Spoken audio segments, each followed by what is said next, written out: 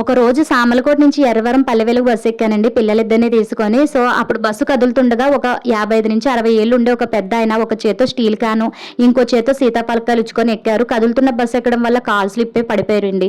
వెంటనే పాపం క్యాన్లో ఉన్న జున్నంతా నేలపాలైపోయింది. 2-3 సీతాఫలకాయలు కమిలిపోయి మిగిలిన బాగానే ఉన్నాయి.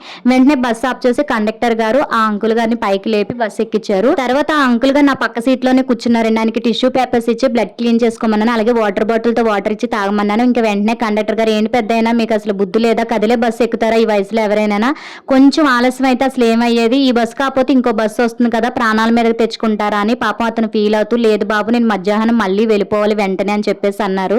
అయితే నాతోటి మా పాప 7 ఇయర్స్ తర్వాత ప్రెగ్నెంట్ అయ్యిందమ్మా, నాకు ఈ దెబ్బ తగిలినందుకు బాధగా లేదు, తను ఎంతో ఆశగా నాకు జున్ను తినాలని ఉంది నాన్న అని అడిగింది. మా ఆవిడ చేత జున్ను వండించి తనకి ఇష్టమైన సీతాఫలకాయలు పట్టుకెళ్తుంటే ఇలా అయ్యింది అనేసి చాలా ఫీల్ అయ్యారండి. అయ్యో టైం అయిపోయిందండి, దీని కంటిన్యూషన్ వీడియో ఈవినింగ్ అప్లోడ్ చేస్తాను.